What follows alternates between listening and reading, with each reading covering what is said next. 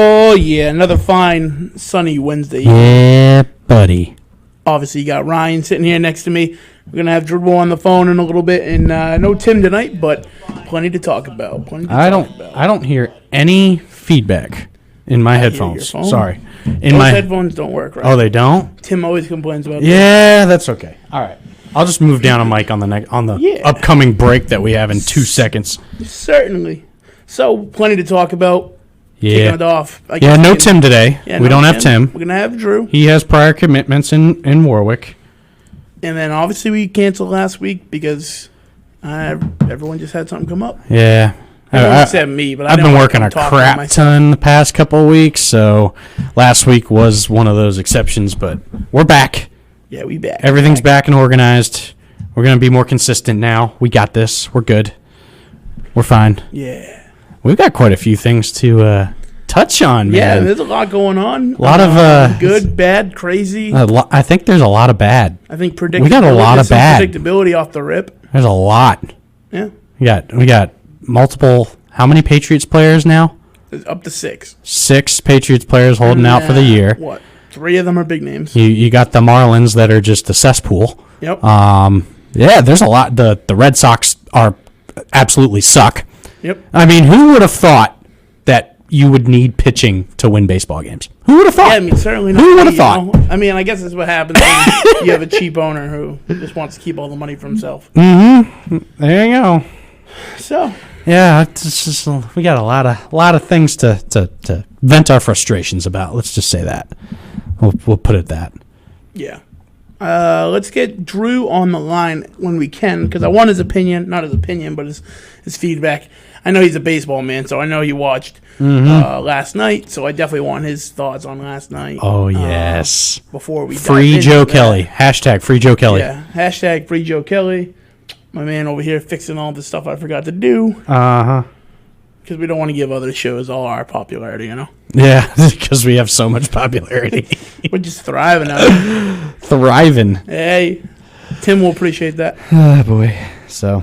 Yeah, so we got plenty to talk about. Obviously, I want you to call in 508-222-1320. We are streaming live on our Facebook as well as WARA 1320 page. So it's also live on YouTube. Mm-hmm. So make sure you like, subscribe, and follow. Do all that. Tap the bell on YouTube so you get all the updates for all the shows here at WARA 1320. For those that don't know, we're obviously MVP Sports Talk Radio. And typically we'll have 4 people here, but right now I'm going to have 2 Andrew on the line. So we'll get him in here ASAP. Word. But let's kick it off into something. So I wanted to talk about your thoughts on, actually, I mean, we could get the break out of the way. Should we get the break out of the way? You want to do it quick? Yeah, do it quick so we can get Drew on the phone. We'll get Drew on the phone. We'll come back full speed ahead, and we'll have a good night with you guys. So stick around.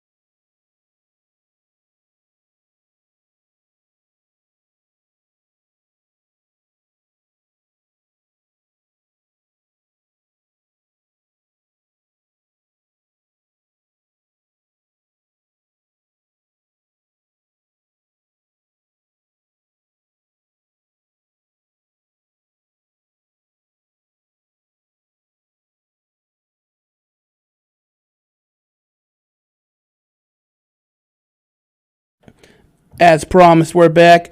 And we got, well, I don't know, Drew hung up, but Drew hung he up. was here. No. He was here. Actually, no, maybe he is here. Let's see. Is he? Drew. Let's see. Drew, are you on the line, good sir? Let's get the party, Dang it. boys. There he is. What's happening? I was hoping it was Phyllis and not Drew. I was hoping you for wanted Phyllis. Phyllis? I was hoping for Put Phyllis. Phyllis on. Phyllis, go there. Hello, this is Phyllis. Oh my God. Phyllis, Gentlemen, I don't like that kind of talk. I heard the show intro. What up, Drew? How you doing, buddy? And listen, I want to tell you that I love where your head's at tonight because I'm so frustrated with so many of the things that you guys are talking about, and I definitely want to discuss those with you and just get my head clean, man. I need to clear my head, clear my thoughts. I like that. It's just crazy, man. That's crazy. So, I mean, you guys talked about a bunch of different things. So, you let me know, where do you want me to start? Well, we're going to Do we want to start positive or do we want to start no, we're going to negative? kick it off with predictability. I think something most people saw coming and something that I think a lot of people will laugh about and some people may think it's terrible for the sport. So we'll kick it right off with Joe Kelly, Yes. the predictable Dodgers-Astros rivalry / how many times were the Dodgers robbed by the Astros and all the animosity in there.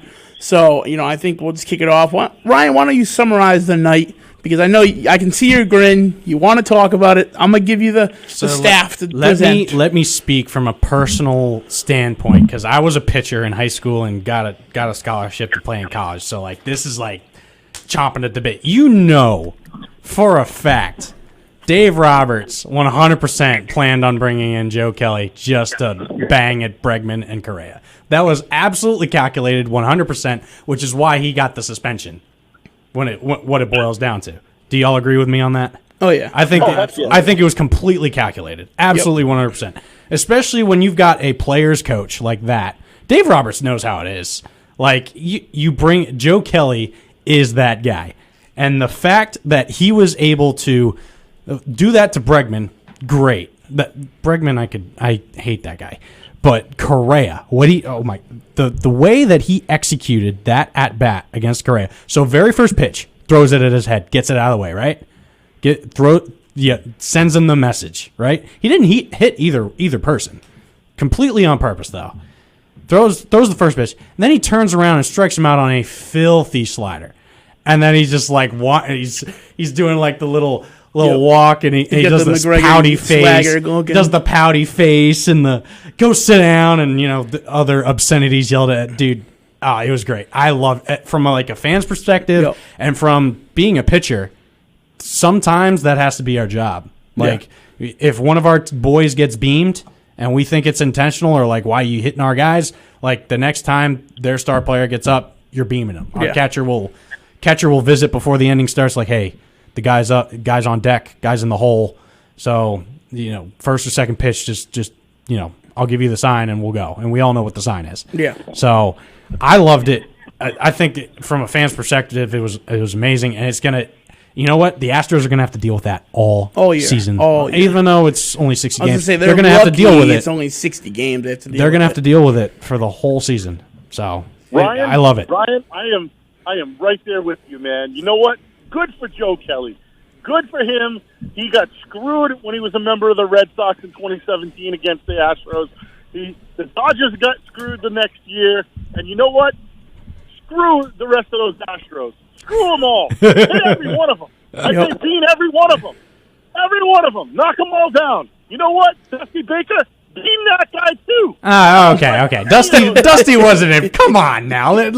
Dusty's a good guy, all right? That's a good guy right there. Dusty Baker, hashtag he's a bum too. They're all going down, buddy. I can't stand them, any of them. But what a perfect guy, right? I mean, we remember when Joe was with the Red Sox and he was calling on, his Yankee opponents to come out and come and get some on the mound. Mm-hmm. I mean, that's when the Joe Kelly Fight Club began, right? And I know the first rule of Fight Club is you don't talk about Fight Club. But let me talk about Fight Club with you guys for a minute. I love it. I absolutely love it because what else do we have to watch right now? The Red Sox are a dumpster fire. They're absolutely horrendous. They've got nothing going on. So you know what? It's great to see the national news on the left coast, and you've got Joe Kelly throwing at Astros. I think it's the best thing. It's the best thing in the news all day yesterday. Yeah, and you thought the Red Sox were gonna make the playoffs this season. Who, me? Drew. No, Drew did. Drew thought the Sox were gonna make the playoffs this year. Did you, Drew? I thought you so weren't. We're going to go there. I mean, let's go there. So, first of all, let me get it out of the way. The Red Sox suck. Okay? Who would have? Hey, Drew. Drew, who would have known you need pitching to win games, huh? Ryan, who would know? Listen, I don't know. Like, it feels like maybe somebody in the management or ownership group should have had a little bit of insight into the fact that you need a major league caliber pitching staff in order to win major league games, right? Doesn't that make sense? I don't even understand it. I mean, look, I have never managed a game in my life. I've never played collegiate or professional or even minor league ball, but good God, if you don't have pitching, how do you win baseball games? Good God, you don't. Man. You see some of these dudes that they're throwing out there? Ryan Weber. I mean, the guy doesn't even throw 90 miles an hour, and he's still Greg Maddux. I mean, I could see if he was like, put it on the black, Greg Maddux accurate. All right, send Ryan Weber out there. We'll get some wins with that guy, but nope. Ryan Weber goes out there throwing his little 87-mile-an-hour fastball and then knocking it all over the place. And then he's just not accurate enough to get these guys out with his other pitches. So guess what? We give up a bajillion runs. Ridiculous, dude. The pitching staff is a joke right now. And here's the other thing that I don't like about the Red Sox right now. Their leading off guy who sucks. Andrew Benintendi right now is terrible. He can't hit anything. If you gave him a tree, he couldn't go up there and hit a baseball with it. He is awful right now. We need to see an outfield with Pilar, JBJ, and Verdugo in the outfield, and let Benintendi come off the bench and work his kinks out because he's awful right now. Yeah, I agree with that. I mean, 60 games, you can't be, this isn't the time where it's You like, don't have time to slump. you can't let it work out in 14, 15 games like they normally do. You have 60 games. I mean, look at Joe Kelly. He's suspended for 13% of the season. If his appeal doesn't go as he wants it to, obviously, which I don't think it will. It'll probably get reduced. I think maybe we'll go down to 4. Maybe 4 or 5. I don't know. Yeah. But again, like you said, I mean, we don't have time to be playing, let it work out. You got to be swapping guys in and out. I mean, the short season, this is your time to say, the short season, whatever, we didn't win. This is the time to be pulling guys from down low, throwing them in the range, and just seeing what fits. I mean, the way it looks now, and I mean, it's only a few games in, but I don't see them making any kind of big push this year. So let's just start plugging guys in, finding out who works. Maybe people we're not going to start. Let's just give it a go. Nick, they've got Brian Johnson down in the alternate pool in Pawtucket. I mean, everybody loves BJ. Let's get him in there. Exactly. Come on, man. There's a few studs down there. Quality innings in the past. He's not Rocket Roger Clemens, but he's better than what they've got right now. I mean, Matt Hall. I mean, Christ, I thought my buddy Matt LeGee was out on the mound last night. It's out of control. Yeah, I mean, they got a few studs down there that they need to be, plugging in. To me, it's crazy that they're just going to keep running guys like Benintendi. And I guess that kind of reflects on the coaching that we've been complaining about. So, we'll see how it goes going forward. But we might be sitting here in a few weeks bashing the coaching staff and the whole organization as a whole. Look, I like Ron Renneke. He's a good baseball guy. He's been around the game for a long time. But he just doesn't have it together right now. He's just not putting together the right pieces to the puzzle. It's like he's trying to build a puzzle of, like, a work of art, but he's coming up with, like, I don't know. He's coming up with, like, Barney, the purple dinosaur. Instead, his puzzle is actually Barney, but it's supposed to be like the Mona Lisa. It's out of control. It's got to be stopped. They've got to change. Hopefully tonight in New York against this Mets lineup, they'll figure it out. They've got Eovaldi back on the mound. Yeah, the only guy that's worth a damn in that pitching rotation, and hopefully he's the Eovaldi that we saw on opening day, and he gets his act together, gives them 7 strong innings, and then hopefully the bullpen doesn't come in and take a dump on their leg and do what the bullpen's been doing. Okay, let's go back to the bullpen. I know I yelled about this all last season, and it seems like they didn't fix it, but can we just say right now, Ryan Brazier should never pitch in a major league game again? I had a couple years ago, I had real high hopes for Brazier, I did too. I thought Brazier was going to easily be able to step in and take over for Kimbrel. I really did. He had the stuff. Ryan Brazier is doing bad things for the name Ryan, okay? I know he It's is. not good. It's a disgrace. He's not doing anything good for it. Maybe he needs to change his name to Brian. I don't know. But he's awful. He's awful. Brian Brazier, maybe if he changed his name, he'd change his results. He's awful on the mound. When he comes in, it's like automatically, other team's going to put up a crooked number. Who do you have? Like, it's not just Brazier; it's the entire bullpen. Yeah, I mean, it's not just Brazier. It's we yelled everyone. about it all last year, but I can for the last how many years they haven't figured out that bullpen. Kimbrel was like the best hope, and then he tanked. So I mean, look, the guy that came in and finished up the game for him last night. He is their de facto closer. Brandon Workman. He's the best arm they've got in the bullpen. So they've got to lean on him and use him in the high leverage situations at the end of the game. Hopefully, they figure out a way to get Matt Barnes right because that guy can throw hard. And they like flamethrowers. They like guys that can throw the ball hard. But the problem is there's so many pitchers in that bullpen that do the same thing. They throw a hard, high fastball, and then they throw some kind of monkey ball, curve ball, down in the dirt, and they're going to hope that people swing at it. And when they don't, they're going to get somebody with discipline at the plate. What happens is they walk guys, and then the next thing you know, they groove a fastball, and it's a 3-run homer. Yeah, that's exactly it. Couldn't agree more. You can have as many flamethrowers as you want, throwing 98, 99, triple digits, whatever, call it. If you can't hit spots and you just leave 100 miles an hour over the center of the plate or chest high or belt high, major league hitters are going to crush that. They're going to hit a fastball every day of the week. They're preaching launch angles now. And when you leave it in that groove spot, like you have to spot pitch. I don't care if you throw 100 miles an hour. If you can't spot it up, it doesn't do you any good. Major league hitters are going to hit triple digits now. It's just the plain and simple. Hitters are starting to accommodate. A couple years ago, like the guys of like Chapman and Kimbrel and those hard throwers that could get away with missing their spots, you're not seeing that anymore. You're seeing these fireball throwers that need to work a lot harder on spotting up those pitches, and that's why you're seeing a lot of declining velocity too in these flamethrower guys because they're trying to tone down the velocity and hit their spots better. Because if you throw 98, 99, tone it down to 94. 94, 95 on the corners is a lot better than 98, 99 belt high, chest high. Period. Yeah, wherever. Who knows where it's going? Yeah. And I hear that, man. And it's coming, Drew. It's coming full circle. So we weren't able to talk about it last week. The Mookie Betts contract. You're telling me right now the Red Sox couldn't sign Mookie Betts for that contract? Oh, Are you freaking kidding They were me? going to give him more money. They were talking 10-year, 280, 300, and he was like, no. So it just tells me he didn't want to be here. And, I mean, there's a lot more to that, too. Red Sox management did not want to work with him. There was no cheap. communication. And they're were cheap. Mookie Betts is arguably, and I believe it, is a once-in-a-generational type of player. He does everything well. He is a 5-tool guy. Yeah. He is good in every aspect of the game. You don't find those guys. You don't find Red those Sox guys. ownership wanted to save money. They gave Chaim Bloom the company line of get Jeff under the luxury tax number so that we can get our number reset. And that's what happened. And they were never going to bring Mookie back at those numbers. It just wasn't going to go down. But here's the problem. It's not the hitting that's really an issue right now because they're scoring 4, 5, 6, 7 runs. But they can't win if they don't stop the other team from scoring 10.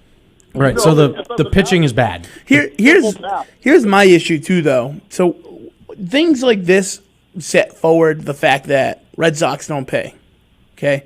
Now, and here's the issue with that, right? So if you go to New England, New England doesn't pay, right? For they like paid the Patriots. They paid Bogarts. I'm talking like Patriots, right? So, Patriots don't really pay. Some guys, but they don't really pay. Mm-hmm. But the flip side is you get a ring out of it. You know what I mean? You got a very good shot to get a ring out of New England Patriots. So you get veteran guys that go there for a pay cut to get a ring. If they haven't won one yet, or maybe they want another one, or they just want a winning team because they don't want to make good money going 1-15. So, that makes sense. But the Red Sox don't win, they don't pay, and they don't attract guys. Who would want to go there? Oh, I'm going to go play at an ownership team that doesn't take care of players, that is worried about saving money. So obviously they don't pay out. They have, an arguably tough stadium to play at off the gate. The guys come here and they can't perform here because of the stadium or whatever it is, the atmosphere, the fans, I don't know. But why do they want to come here? Let me interrupt you for a second there, because I feel like the ownership group has paid out, okay? But here's the thing. They paid out for guys that aren't performing for them right now, right? Chris Sale, they just gave him a huge extension. Where's Chris Sale right now? Oh, yeah, he just had Tommy John surgery. Yeah. David Price gave him a monster contract. Where's David Price? Oh, yeah, they dumped that contract. They sent him off so that they could get back Alex Verdugo and Jeter Downs, right? Okay, so that's where your money went. That's where it is. So, yeah, it's reset time. But what happens at that point? You've got to find a way to get some talent in here. They've got to find a way. Now, look, I think they did a great job of bringing in Peraza. He's been fantastic at the plate, and he's played a really good middle infield. Good job. Nice pickup. I wasn't a big fan when I saw the signing, but they've done a nice job, and he didn't cost them a lot of money. And Kevin Pillar. Kevin Pillar's been great. Bring him in. Let him play every freaking night. He's been awesome. Kevin Right? Pillar's And raking Verdugo- right now. Yep. Yeah, and Verdugo, look, he started off hot, 3 hits in his first game. I mean, look, those 3 guys right there, all brand new to the team, smacking the ball around and playing some solid defense. I don't know if you saw the big catch in right field Yep. that Pillar made a couple of nights ago. But, look, they're doing fine. But they've got to find a way to get some pitching to this team. You got to find a way. We're coming up on a break, Nick. It's like he can see it. It's like he can he read can my see it. mind. Yeah. Yes, we are, but I wanted to get your thought real quick. So do you think the reason they don't pay Mookie is because they've gotten burned on Sale and Price? Or do you think they just said this I isn't think where the that money they needs to spent be? the money, they spent that money, and now they're trying to reset. They're trying to get back under that luxury tax number. So the guys that- they've got to wait for it to reset. The guys that have to pick up the slack for Mookie Betts' departure: JD, Devers, Bogarts, Benintendi. Yeah, right. and you got two of them not doing it. JD's having an all right season so far, but you have Devers batting less than 200. And you got You have Benintendi not doing Bogarts who's batting like $150. Yeah. And you've got the abysmal Benintendi who's batting below 100. Yeah, out of a 4 Let's points, take you got to go break, and on the other 1.3. side, I'll tell you why those 3 guys are just terrible right now. Let's take that break. Sounds good. And then I'll talk more about it on the other side. All right. You heard the man. We'll be back. Quick break. 508-222-1320. Please call us. We want to hear other voices besides Drew. Even though I love hearing Oof, that was hurtful. Drew's beautiful, beautiful voice. Yeah, we got another line, guys. Call in 508-222-1320. We'll be back.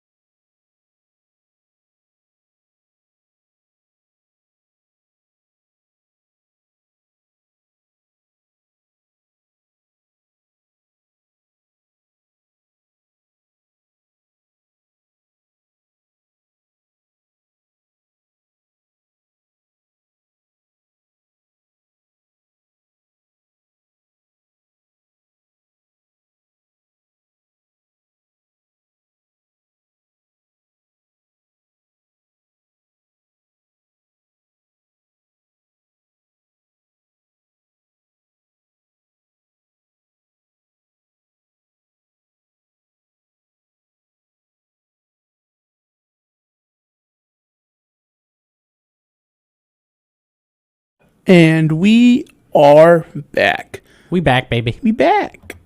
I believe I got another caller on the air, Phyllis? so we'll bring them in You got shortly. Phyllis? Yeah, I don't know. Or Drew hung up on us. Let's see. Let's find out. Is Drew Drew, are you with us, sir? Of course, boys. Where would I There go? he is. There he is. Amen. There he is. So hold on. I think we got another caller on the air, so let's take a gander and see what we got here. Caller, you are on the air. Hey guys, how's it going? How we doing? Is that you, Rob? Yeah, That's what's Rob. going on? You got the need for the ear, man. Yeah, that's my boy. Oh, He's the guy that talked hockey with us. Oh, It's okay, epic that okay. we get to actually talk sports again. Amen, right? Amen. And lose money on betting on it. Oh God, don't even get me started. We need I'm to. already seeing a bunch of ads for DraftKings. Oh yeah. Oh God, dude, don't even get me started, Oh, they did. dude. Just a comment though on the whole Red Sox thing, real quick, because I was listening in, and is it me or does it feel like pitchers in general, like the bar is almost lower now? You used to talk about pitchers having like 2.1 ERA, and I was watching a couple of the games from the West Coast, and they were talking about how good these two pitchers were, and they're posting like 4.1 ERA, 3.95. I feel like the bar is lower now. Yeah, I would agree. And I feel like a lot of times, too, pitchers are more allowed to not only make errors, but to have, like, sort of a slouch in performance where, like, Chris Sale, he'll throw under par. You know, he's getting down to, like, 80 high 80s, and they're like, oh, that's just what he does. He'll be back. Don't he'll worry be about it. fine. I know he makes hundreds of millions of dollars, but he'll be back. Just give him a few months. As much as I want to gripe about being a pitcher and everything, we have a tendency to be kind of prima donnas a little. You know, Yes, it's a quarterback. we get babied a little. I get it. All right, we work hard though. You know, but it's a different day and age, man. You've got these fireball throwers. You got these scouts that want guys that throw 100 miles an hour, but they don't know how to spot pitches at all. You got no more Greg Maddoxes. You got no more John Glavins, man. You got no more of those guys. How about you got no more, even like a Tim Wakefield kind of. Yep. You know what I mean? Like, I feel like, yeah, I like your Velocity, point. I like your velocity, point. velocity. Yep, I feel like we're hung up on speed now. That's all where it they is. see 105, and, And now you've got hitting coaches that are preaching launch angles now, and these fireball throwers are missing spots, and these hitters are taking full advantage of it because you throw 102, 103, it's going 500 feet. Yep. It's going 480. See Stanton the other night rock a 480-foot homer? Yep. He's not hitting it 480 feet on an 88-mile-an-hour fastball that's properly spotted on the outside corner. Yep. There's no, like, I don't understand. I really don't. I'm trying to kind of wrap my head around this, like, day of baseball about these fireball throwers that don't know how to spot. Part of me It's feels just- like it's the dying sport I don't know. aspect of what excites people. Home runs, fast pitching, quick games. How do they do that with a guy that throws 88?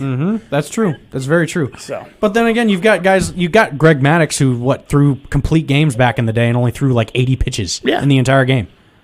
You know, so I don't know. I think it's a part of the lost identity on I do. baseball. I think you're right though, Rob. The expectations for pitchers has definitely gotten worse, I would say. What do you think, Drew?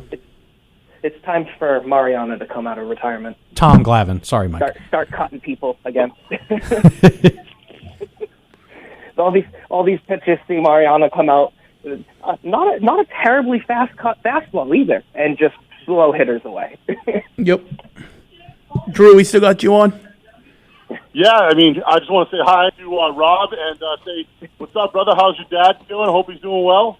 Yeah, things are good. Good Good stuff, man. Good stuff. I hope he's down by the water. It's been perfect weather for those boats. Oh yeah, he's actually been on the water.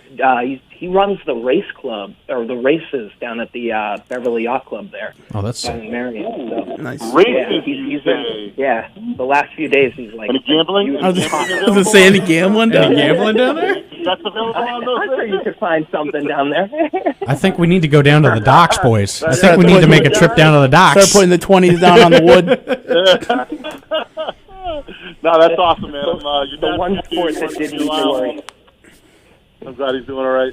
But yeah, man, I mean, look, I think you're right, Rob. You've got pitchers that are getting really good at a 4-3, and he doesn't seem right. You know, when I was growing up, it was Roger Clemens, and that next group of guys with Maddox in there, and those microscopic ERAs. I mean, I remember Pedro Martinez with a 2 ERA all the time. I mean, Pedro could hum it like 95, 96, but that dude was spotting up like no problem, though. And remember when he got older, and he left the Sox, and he kind of went around and had a little journey at the end of his career. He could still spot, man, even though he wasn't throwing 97. He could still spot the fastball or put the change up right where he wanted it and get guys out that way. So he kind of reinvented himself a little bit towards the end. But to Rob's point, these guys are making a lot of money to give up almost 4.5 runs per 9, and it just doesn't seem like there's a lot of quality pitching out there. Now you've got some studs out there. Don't get me wrong. I mean, look at what the Nationals did last year. They rode some studs and they did their thing. You've got guys like Verlander down in Houston. I hate him, but he's been a stud, and obviously he's hurt right now. But he's a monster. And then right now. But then you've got some good young guys coming up too. So there's a lot of prospects. But after you take that cream off the top of the crop, so to speak, where the rest of the guys? They kind of all are very marginal. They kind of sit in that same average pitcher realm, right? So you've got your aces, your number ones, or your 1A, 1Bs, but then you don't have a lot of number 2, number 3. It's more like you have a lot of 4s and 5s. Yep. And then for a team like the Red Sox, it's more like 4A guys, right? So they're a little bit better than AAA, but they're not quite ready, or they're not capable of major league competition yet. So you've got a bunch of 4A type of dudes, and that's great, but they're not going to give you a lot of wins. Yeah. My buddy Mike on the watch party brings up a good point. Uehara was another one. Yeah. Koji time. Remember Koji dude, time? Koji may be my favorite closer in Red Sox history. Facts. That man would throw 86 to 88 mile an hour fastballs and spot it on the black. And that splitter may be one of the filthiest splitters in 2013 I've ever seen in my life. Oh. God, man. He had a minuscule sub-1 ERA at one point. You just could not touch him. And like you said, he wasn't throwing, freight trains down the middle of the thing at 1 billion miles an hour, but he was spotting pitches and just outsmarting guys. He was getting guys out because they're too aggressive. They're trying to hit his slower fastball, and then they were missing on that splitter. So it was like, he was playing mind games with them. He was playing chess, and everybody else was playing checkers. Mm-hmm. Fantastic. You just have to look at your World Series champions from the past 3 or 4 years. Sure, they all have explosive offenses, top 10 offenses, but they had dominating pitching. Dominating. Yep. Even though last year's the Nationals bullpen was pretty terrible last year too. Don't get me wrong, but their starting pitching was dominant. Absolutely dominant. It was the cat's meow. Yep. That is the recipe. You need to have dominant pitching to win in this league, period. And the Red Sox don't have that. The Red Sox do not have a dominant starter or reliever, for that matter. So, I mean, look, like I was saying before, Eovaldi is the closest thing you've got to that right now. And he's really no better than a number 3 on any other good team. And then Brandon Workman is your ace in the bullpen, if you would. And he had a great year last year. I mean, the guy struck out over 100 batters in 70 innings. I mean, that doesn't just happen if you're a crap pitcher. But I see Workman getting a lot of work this season. I really do. No pun intended. Yeah. The working man, if you would. True that. I love it, man. If you can't be dominant, Nick, how are we doing for break time? Oh, hold on. We got a break coming up, but I want to get final thoughts from Rob, and then we'll go from there. Well, I was going to say, from dominance, I've learned that if you can't be dominant, I mean, just get under their skin. I mean, I don't know if you guys already talked about it, but Joe Kelly last night. Yeah, we did. We started off with that. We opened up with that. It's too juicy to wait. The face he made. If that doesn't get under your skin, it doesn't mess with your head a little bit, you know? Yep. That's what makes pitching so great to me. I love guys like Joe Kelly that are just bulldogs and just are scared of no one and just attack. Yep. Absolutely. They don't get flustered. They don't care how hitters feel. They just go right after them. And I mean, Granted, everything he did was warranted, and the 8-game suspension, absolutely worth it. Yeah. If he faces him again, I'm sure he'll do it again. Oh yeah, Absolutely. there'll be plenty more of that to come, not only from the Dodgers but every team throughout the season, and that Look, they're going to Joe have Kelly- to face it. Joe Kelly wasn't a great pitcher for the Red Sox, but he had some great. Oh, we're losing you there, Drew. I mean, he was good. Joe Kelly was wasn't good. Great. Yeah, but he wasn't great. I mean, he wasn't totally good, but he had great moments. I was disappointed that he never made it as a starter. I'm that guy. I'm going to be a great guy. Remember, he did an interview. Said, "Hey, I'm going to win this young." I was like, "Yeah, you are." Let's do this. But it didn't pan out. I was disappointed when he left and he went and signed with with the Dodgers. He's never a great pitcher for the Sox. Definitely had some great moments. Without him, we don't win that World Series. In that last year, but look, he never was. So I mean, that's really all I want to see right now.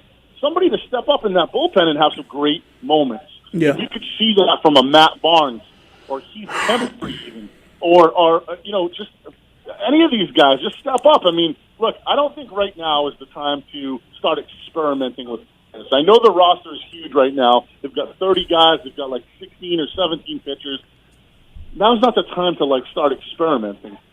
If they want to make a run, they've got to figure out, okay, who's going to give me the best innings and who's got the chance to be Joe Kelly great on any given night, and get his butt out there on the and let him make the plays for you. Let him get those outs for you. You can't be sending Matt Hall out there for a start on a Tuesday against the Mets and expecting them to shut down that offense.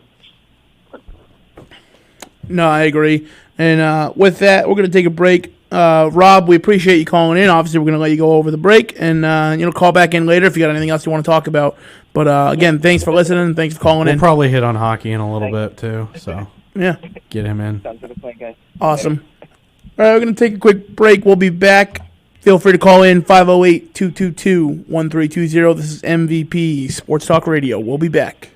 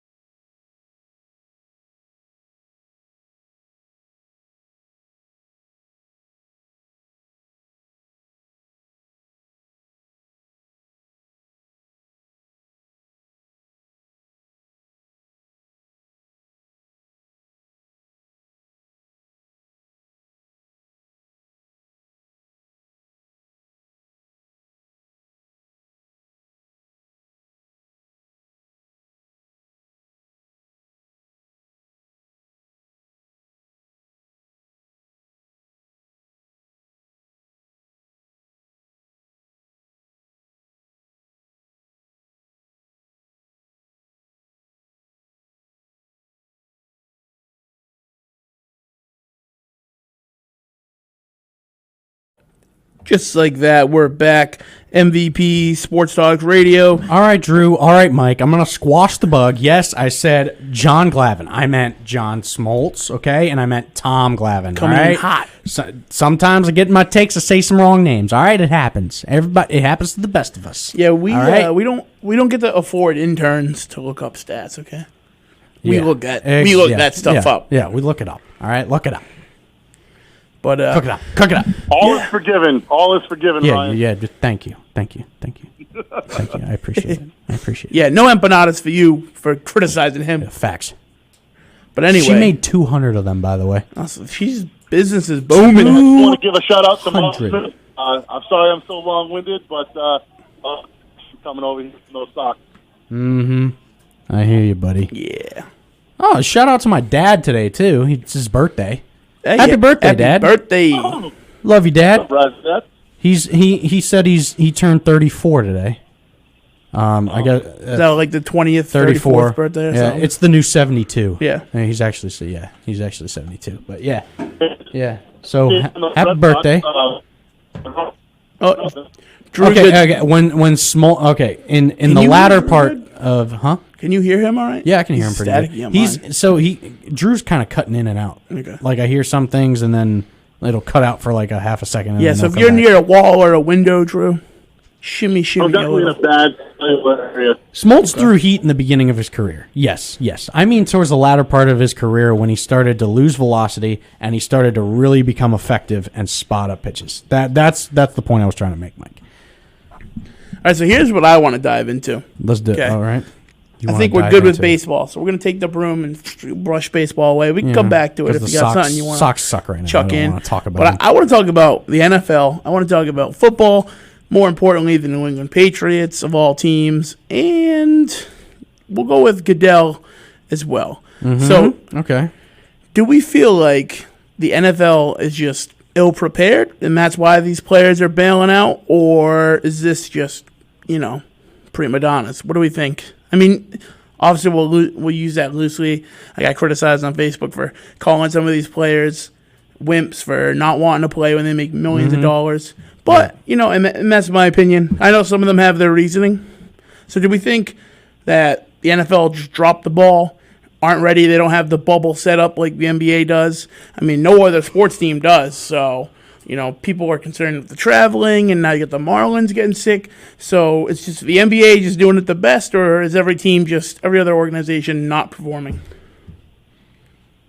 Well, I feel like, especially when it comes to some of these NFL players, like your Dante Hightower in particular, Patrick Chung, and Marquise Goodwin, and these guys that are deciding not to play, I think they're getting influenced a lot by the other sports that are going on right now. Yeah. I think that a lot of their decision is, and why they've decided to sit out the season, is what they're seeing in other sports.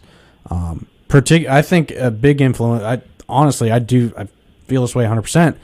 Seeing what's happening with the Marlins, and now the number's up to like 14, I think, players and coaches that are infected with COVID. Mm-hmm. Their games are canceled at least up till Sunday, and I feel like those guys are kind of like on the fence. Like the NFL hasn't really communicated or come out with a lot of things that are protocols or safety protocols that they're going to do for this upcoming season. And the training camp starts in less than a month? Yep. Like a few weeks. And there's still so many question marks about what the NFL is going to do here, and how they're going to quarantine players. How are you going to set them up in a bubble? How are you going to what happens if a player gets infected? There's no communication. There's no guidelines. There's been absolutely no discussion at all from the NFL. And I feel like these players are kind of taking it into their own hands. Like, I may not exactly agree with their decision fully, because I still think there's a lot of time that needs to pass before I think they should make that decision. Yeah. But I respect it. I mean, they're not going to get paid their full What's the? So they get They get like a stipend, right? But that comes out of next year's salary. So the stipend is anywhere from $150 to $350, depending on the caliber of their contract. Mm-hmm. So obviously your highest paid player is going to get $350, mid range is going to get like $250, Right. and then down to $150. That comes out of next year's salary. So that's not free money. Right. So they are not getting paid for the season. Essentially, they get the stipend. But again, like my theory is they should have set it up better. So again, I criticize players, and people argue with me, and I'm not fully blaming the players. My thing is, and maybe it's like just, I don't know, not me being like jealous, but like you have people out here, like all right, my girlfriend who has an immune compromising disease. Mm-hmm. She has to go to work every day. Everyone else has to go to work every day to make nowhere near millions of dollars. So to me, these people are supposed to be the icons, and they preach about being the icons, the people we look up to, but 6 of them are now petrified to go play sports. Right. Well, you just hit on it, right? So you just said have to. Those are the big words in your rebuttal there. Have to. You and me, we have to go to work because we're just normal guys, man. We're making hourly money, and we got to go and pay the bills. These guys don't have to show up to work because they're millionaires. So does it make sense for them to stay home with their newborn or stay home with their sick, immunocompromised loved one? Absolutely, it makes sense for them to do that. Now, you want to call them a pansy for doing that, that's fine. But you know what? When it compromises the health of their family and their future, making more millions, it really doesn't make sense to put yourself at risk. Look, I mean, I'm not in studio tonight because I have a 2-year-old and a 4-month-old here at home, and I've got to take care of those guys, and I want to make sure that I'm not exposing them. So I take as many precautions as I can to not bring sickness into the house, whether it's coronavirus or the flu or sniffles or whatever it is. I don't want to bring that into my family. So here I am doing this show remotely. So, look, you can't play football remotely, right? Hightower can't sit at home, unless you want to play Madden. You can't sit at home and make tackles. So, look, does it make sense for him to opt out? I guess so. If it's the right thing for that player, let the guy opt out. Let him do his thing. Let's not call him a pansy for doing it. Let's say responsible. He's a responsible player. Now, look, you and me, we still got to punch the clock, baby. We got to go into work tomorrow. So, I get it. I feel you, right? But let's not cry sour grapes because these other guys get to stay home and you and me have to go to work. That's the line of work we're in, man. If I was an NFL player and I had the option, I might stay home. See, I don't know if it's as much as, I get, the responsible factor, but for me, these guys make millions of dollars. They could go first off, the league should be putting them in, a hotel for the year, for the season, not the year. But so the issue I have, first off, is you have NBA players who are gone for the year, right? They have to stay there. They can't leave the bubble. They're missing their newborns. And granted, I could take the year off too.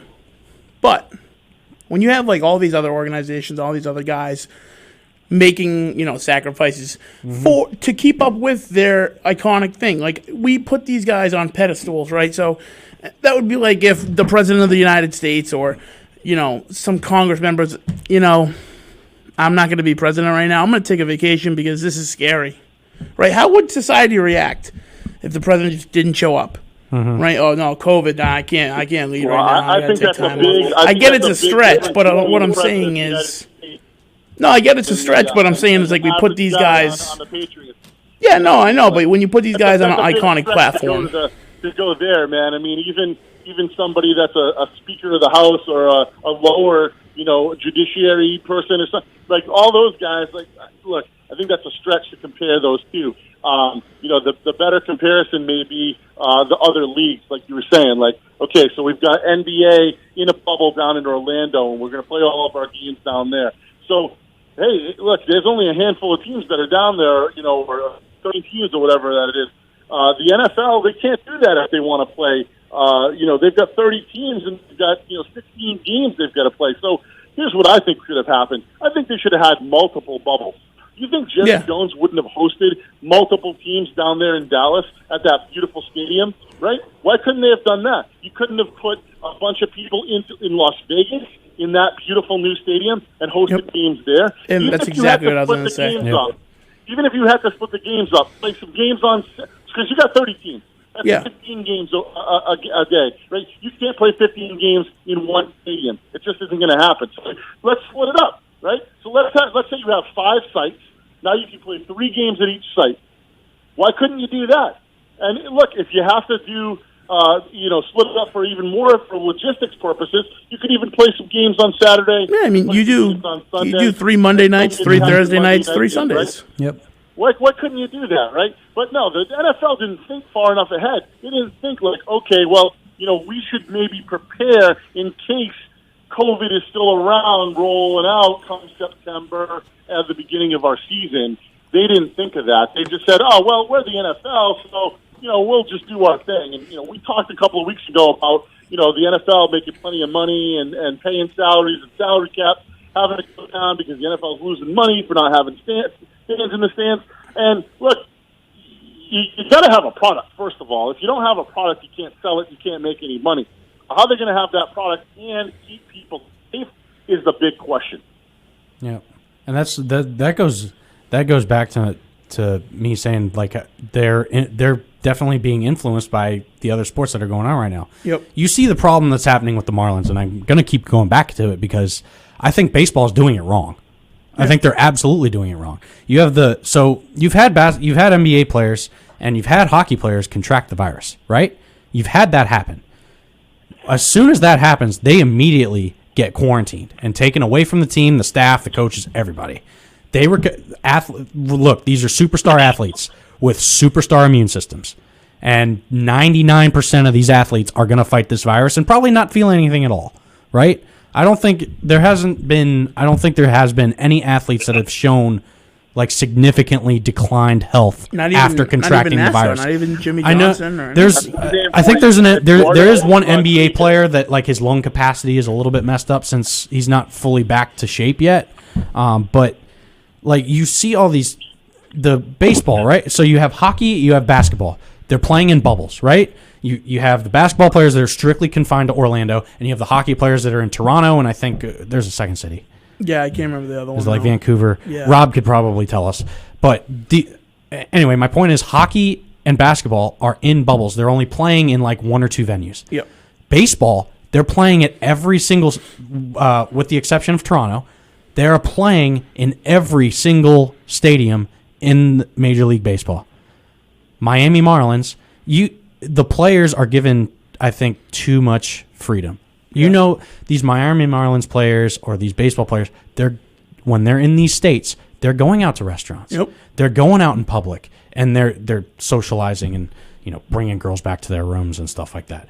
They're doing it because baseball is allowing them to do so. Football, NFL needs to do that. Does not need to do that. Yeah. And I think that is the prime reason this virus, arguably, we know less about this virus now than we did 5 months ago. Yeah. Like, there's still so many question marks, and there's so many different forms of COVID, and it's affecting everyone. Like, first off, it was affecting the elderly generation, right? 55 seniors, 55 and up. Now you're seeing a lot more kids contracted. Now you're seeing toddlers contracted and stuff like that. We don't know what's going to happen with schools. Every state is different. Like, I went down to North Carolina a couple weeks ago for a wedding, and I go into a Target store and like half people are wearing masks, half aren't. Yeah, when I was in Florida, nobody wore them. Right. You come up here, and you come up here to New England, and Rhode Island Mass are actually doing very well. Everyone's wearing masks out in public, in stores and Targets, and I think it has to have an impact. Oh, for sure. Right. And these athletes are not thinking about themselves; they're thinking about their loved ones. Yep. And that's why I respect their decision ultimately, because they want to protect their family. They still want to continue to spend time and see their important family members, parents, grandparents, so be it. And they don't want to. They'll risk sitting Ryan, out a single season I'm right for there that. with you, man. I respect their decision. And like I said before, I'm a dad of 2, and I'm doing my thing to make sure that I'm taking care of my family and my own situation. But I think more importantly is, what are these leagues doing to protect their players? NBA, bubble, great. NHL, they've got a couple of bubble cities where they're going to play their games. Great. But let's talk about baseball and let's talk about football. What are they doing to protect their players? How the hell do the Marlins end up with 14 people on that team players, coaches, whatever, that are infected and then still end up in Philly playing games against. I don't understand how that happens. Right? I don't get it. And it's no coincidence What that the it's heck? the team in Florida that's getting contracted with this virus. Of course, it's Florida. So we know the numbers have gone up, dramatically in the last few weeks in Florida. Once the governor down there started opening up the state and opening up the beaches and whatever and whatnot. So, I mean, what are the leagues doing to protect these players? Is really what I'm thinking, right? So why couldn't they have the foresight to have a multi-bubble system? Why couldn't they do that? Why didn't they say, you know what? All right, we're the NFL. Let's take what are 5 good sites that geographically would work. Where do we have domes? Right? Because then we don't have to worry about weather. Okay, so we've got one down in Dallas. That's a great spot. Where else do we have a dome? We've got one in Seattle. Maybe we could do it there. I don't know. COVID's been kind of high in Seattle, so maybe that's not the best place, but an option. Okay. Here's the thing, Where Drew. else do we have domes? Not to cut you off, but here's the NFL. Oh, you cut me off. The NFL should be the utmost prepared. Why? Because they literally have a system in place every single year on what stadium's going to host the Super Bowl, right? And that has a list of requirements, and it doesn't have to be a dome, but a dome is on the list, right? They have to have multiple hotels within X amount of miles or on site, which is why Gillette built a second one on site. Mm-hmm. There's no reason why they couldn't figure out bubble stadiums immediately. They have a list of how many people can fit here, how many lodging is nearby, how can we get access by highway, by train, by bus. Me, you, Ryan, and our Google machine could sit down and in the next 45 minutes figure out 5 cities that could host and enough infrastructure to support families, team members, coaching staff, ownership, whoever wants to be in those bubbles. I bet you we could figure it out in the next 45 minutes. Absolutely. And maybe we should present the plan to Roger Goodell, or maybe not Roger Goodell, maybe we should go right to the owners themselves because Roger Goodell's dope. But let's go ahead and present it to Bob Kraft and his constituents and see if they want to go that way as a precautionary way to play the season, because I think it only makes sense. Look, do I want to see the Green Bay Packers playing games in Las Vegas? I do not. I'm a Packer fan, baby. I want to see him playing at Lambeau, right? I want to see him doing the Lambeau Leap, but there's not going to be fans in the stands to do that, and I'd rather see my guys stay safe than be playing all over the country where they have a chance to Ryan's point, go out to a restaurant, go out to a gentleman's club, and get some wings and get sick at the same time. Let's not have that happen. Let's bubble it up. Let's find the cities to do it in, and let's make it happen between now and September. You've got, a month and a half, almost 2 months. Let's do it, even if we have to push the season back a month or a couple of weeks. You've got dome stadiums. You just move it back. Not a big deal. You take your games from September. You play them in January. You move the Super Bowl back to the end of February. I'm happy with that. The fans are happy with that. The players are happy with that. And then maybe you wouldn't have all these guys opting out like we're doing right now. I actually think it needs to be open air. The real teams playing instead of a bunch of scrubs that they're going to pick up off of the waiver wire. Now, let's go back to the Pats for a second. The Pats have 6 guys that have opted out, right? Yep. Here's what I want to know. First of all, I think we're all in agreement that the NFL and the MLB have to do more to protect their players. Well, here's what I want to know about the Pats and their 6 players being and negligent. the cap space that they've now freed up, because there's a lot of big names that are still out there in the free agent world. Jadeveon Clowney, bring him in. Who is it going to use that money on? And I like where your head's at. We haven't had a legit pass rusher since Chandler Jones. And Chandler Jones, when he was here, wasn't that elite yet. When he went to Arizona, that's when he became he took off. They dropped the engine swap. You could kind of throw Trey Flowers in there, but I mean, Trey Flowers didn't really put up the stats during the regular season. He showed up in the playoffs, short-lived, big time. He wasn't year long, or he wasn't performing at a high level year long. All of a sudden, he was signing somewhere else. So, yeah, man, I hear you. Hey, there's a lot of great names out there. So I want to know, Nick, what do you think? What are some other names that you've heard that you'd like to see come in? I mean, I'm really just high on Clowney. I mean, aside from that, I mean, Lyman's kind of risky. But here's my thought, too, I wanted to get in real quick, is I think you might see some players decide to come back, right? They say they're not going to play. And then you start getting these big-name signings. You might not have a job. That's true. You might get cut. If you bring in Clowney, how many guys might get cut? You know what I mean? If he comes in and he performs hard And they say, why do we need Hightower? We can get tell you someone what, else. Let's take a step back from that elite level. How about a guy like Brandon Bolden who decided he doesn't want to participate? And how about if the Pats bring in a guy like Devontae Freeman Yep. at running back? Do you need a Brandon Bolden anymore? Nope, or do you exactly. Want to go with a guy like Freeman who's a substantial upgrade probably. If even 85% of what he's been in the past. I don't know. I'd put and they Freeman could probably get him for- Freeman and Sony are pretty neck and neck, I would say, in terms of quality of backs. I would say they're kind of the same. I'd say they're pretty Freeman's close. probably a little bit more of an outside runner, Yeah. right? I think he gets to the outside a little bit better. I think probably similar pass catchers. Sony had a lot of success at the college level catching passes. They really haven't seen that because they use more of James White.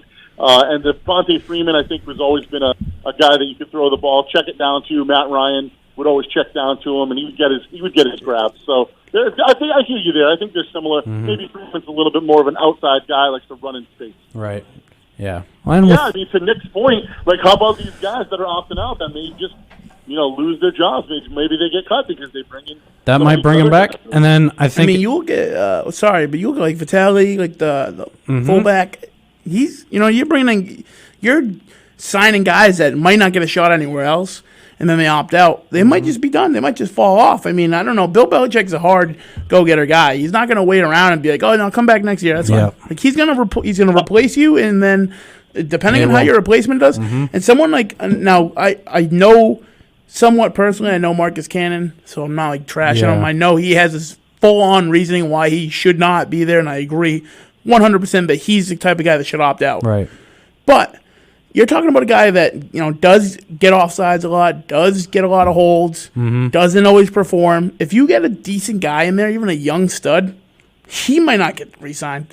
They've always been on the fence with him every year. Yeah. And you put another big lineman in that performs on a team that needs a line that hasn't had a great line. Just does just Even as someone good that does just as good of a job for less money. for a lot less and he's money. gone. Yeah. Mm-hmm.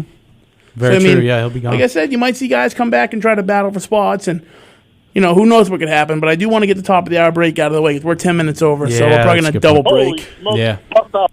But I don't like cutting off good jibber jabber. So Hey, I'll see you back on the other side, guys. sounds good. So we're gonna take a quick break. Actually, be a little bit longer of a break, top of the hour. So tune in. Stick We've got around. a line open. We'll be back. 508-222-1320.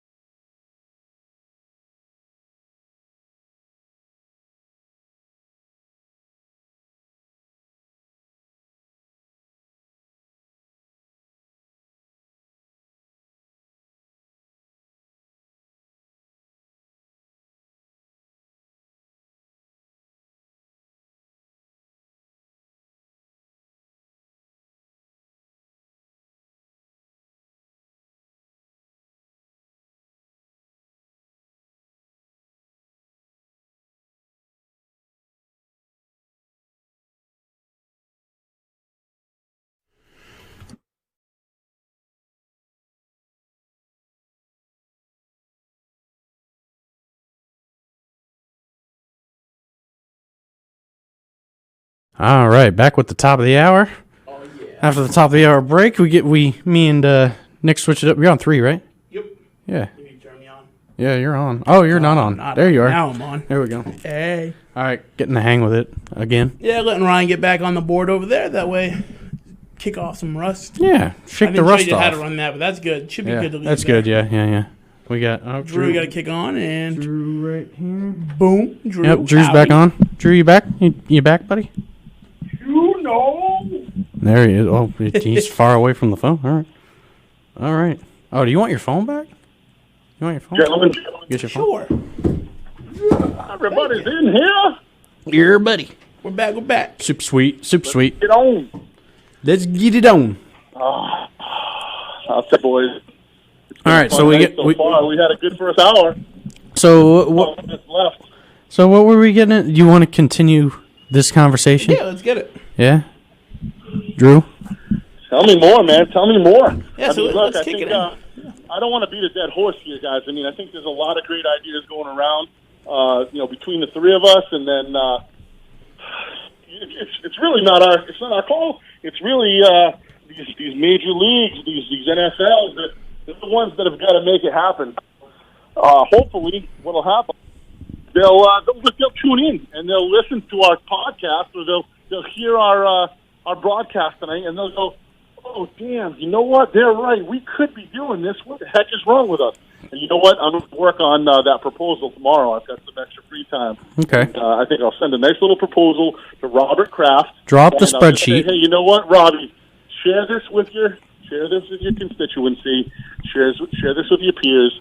This is what you should be doing to create a atmosphere that's conducive to health and safety for your players. Yep, just drop And the that's spreadsheet. it. All right, get on some Microsoft Excel. man. Drop Do it. that spreadsheet for us, Drew. And we'll submit it in. A little PowerPoint presentation, maybe. Yeah. Maybe I'll insert some clips and sound bites in there. We'll have our Make it people sound very call professional. Bob's people. That's what Get I'm it all saying, man. situated. That's what I'm saying. We can bring in some boneyard.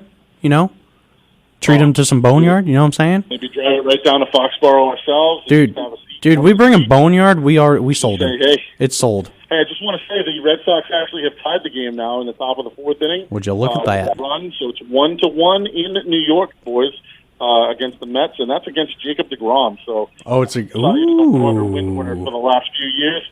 We've tied it up against him. So looks good. It looks like we've got one on second with one out, and the Sox are making a little run on it right here. So Very keep you nice. informed of that. But look, I don't know what more they could do, in these leagues right now with the way things are. They've got to just figure out a way to get the games in. I mean, 60-game sprint is really what they're trying to sell to us in the major league, right? They're talking about a fast run to the playoffs, basically.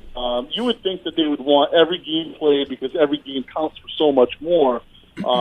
People always talk about how a 162-game season, they don't tune into every game, they only watch the big series, the big rivalries, and yeah, I understand because it's so long. It's 10 times longer than the NFL season, and the games aren't as impactful. Well, now you've got a 60-game season where the games are a lot more impactful, and you've got things happening like the Marlins, like Joe Kelly's suspension, and those things obviously impact the games a lot more because there's so many fewer of them than there are in a normal season. So I don't know what else they can do, but I will tell you that the Sox have got to find a way to get their pitching. It feels like I've been preaching this for 2 years now, and I think it's pretty self-evident that they've got to do something about their pitching. So hopefully they'll sort it out. Maybe the guys that they have will just pitch better, but I don't know. I mean, it seems like there's a precedent there from last season where these guys just are what they are.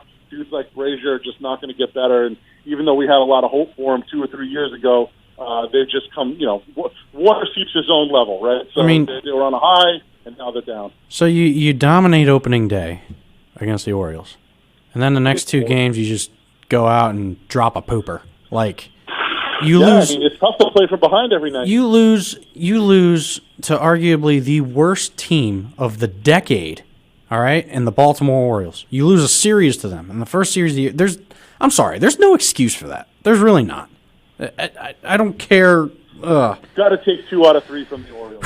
You've got to. At least 2 out of 3, if not a sweep against that team. But when you throw in guys like Ryan Weber out there to pitch, I mean, if you're not giving your team the best chance. So going back to our big conversation and our big debate a couple weeks ago, looks like our boy Damian Williams is opting out for this season too for the Chiefs. Well, so that's another offensive starter down for I the think Chiefs. it's going to get to the point where a handful are going to opt out and they're going to decide we need to change it, and a lot of them will probably opt back in if they come up with a solid plan. Do they have? Is there a deadline for that?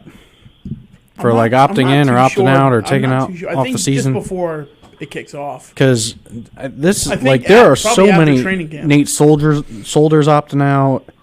Dude, there are a lot of big names in the NFL that are opting out right now, and I'm convinced it's the negligence of the NFL, not communicating to the players, the uncertainty. What irks me too is like it's such the best sport to do this in, right? Because you have one game a week. Okay, the MLB plays multiple games a week. The NBA is going to probably play multiple a week. The NHL is going to be in playoffs, so they have to play multiple a week. You can't play playoffs, 7 weeks. No way. So, they have the premier opportunity of any of the organizations. They really do. In the leagues, but yet they're just blowing it. They really are. And like Drew said, I mean, you can run 3 stadiums and do a Monday night, a Thursday night, and a Sunday night, 3 games a day for each of those days. No problem. Yep. To answer your question, Ryan, August 3rd, that's Monday, Okay. is the date to opt out of the NFL. Okay. Which they'll probably change. Like, I would be willing to bet they'll allow them to opt in. They're probably going to get the Monday and be like, we're down 70 players in the league. What are we going to do? There's no way that they're going to allow it to go on subpar. This is going to start a snowball effect, too, because you're going to see. You have to think financially, right? You have a subpar season. You have no fan base in there, right? So you have to sell TV.